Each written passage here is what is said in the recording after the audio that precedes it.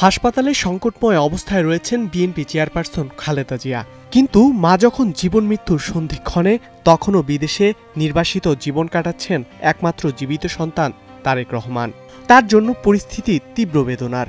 বলছেন, এমন সংকটকালে মায়ের স্নেহ স্পর্শ পাবার তীব্র আকাঙ্ক্ষা যে কোনো সন্তানের মতো তারও রয়েছে। ১/১১ রাজনৈতিক উত্থান পতনের মধ্যে কারারুদ্ধ হয়েছিলেন তারেক রহমান।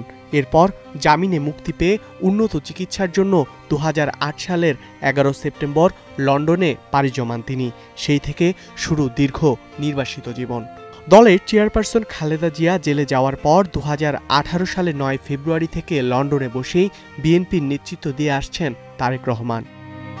গত রোববার থেকে হাসপাতালে ভর্তি সাবেক প্রধানমন্ত্রী খালেদা জিয়া। চিকিৎসকদের মতে তার বর্তমান শারীরিক অবস্থা অত্যন্ত সংকটাপন্ন। এই পরিস্থিতিতে রাজনৈতিক অঙ্গন থেকে সাধারণ জনমনের প্রশ্ন, এখনও কেন দেশে ফিরছেন না ছেলে তারেক রহমান?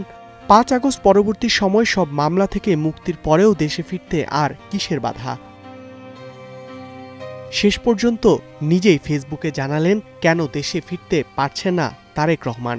লিখেছেন, মায়ের স্নেহ স্পর্শ পাবার তীব্র আকাঙ্ক্ষা থাকলেও অন্য আর সকলের মতো এটি বাস্তবায়নে তার একক সিদ্ধান্ত গ্রহণের সুযোগ অবারিত ও একক নিয়ন্ত্রণাধীন নয়।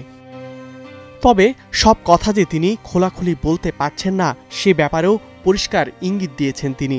লিখেছেন, স্পর্শকাতর এ বিষয়টি বিস্তারিত বর্ণনার অবকাশও সীমিত। রাজনৈতিক বাস্তবতার এই পরিস্থিতি প্রত্যাশিত পর্যায়ে উপনীত হওয়া মাত্রই স্বদেশ প্রত্যাবর্তনের সুদীর্ঘ প্রতীক্ষার অবসান হবে।